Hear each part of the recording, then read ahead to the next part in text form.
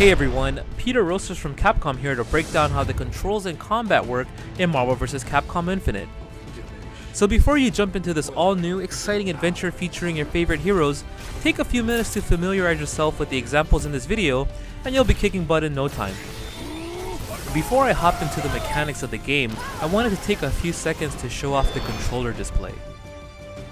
This display covers the basic movements and attack buttons. Pay special attention to the location of the active switch button and the infinity stone button, as those are essential to fully enjoy the battle system. We've worked hard to ensure Marvel vs. Capcom Infinite is the most accessible entry into the series. Besides intuitive mechanics, which I'll get to shortly, we've added simplified commands for a basic combo and for hyper combos.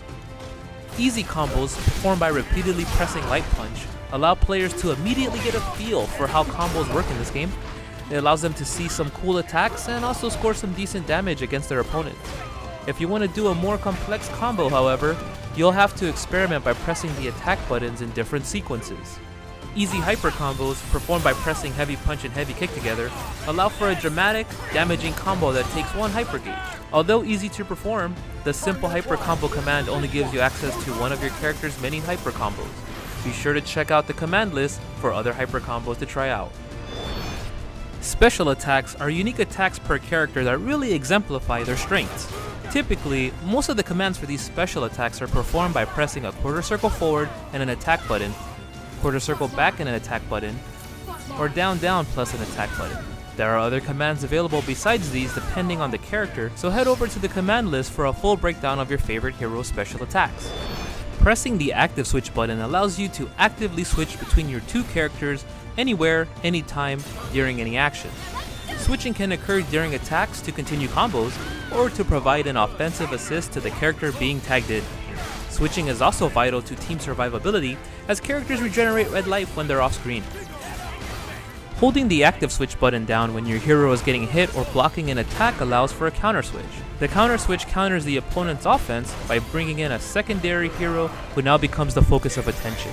Use the counter switch to disrupt the opponent's combos or to create space between characters. Do note, however, that this takes 2 hyper gauge levels to perform.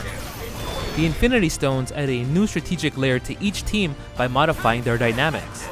Each stone has 2 functions: the Infinity Surge, a unique action that can be used in the ground or in the air, and the Infinity Storm, a short period of empowerment where the heroes completely harness the power of the Infinity Stone, breaking the rules of combat.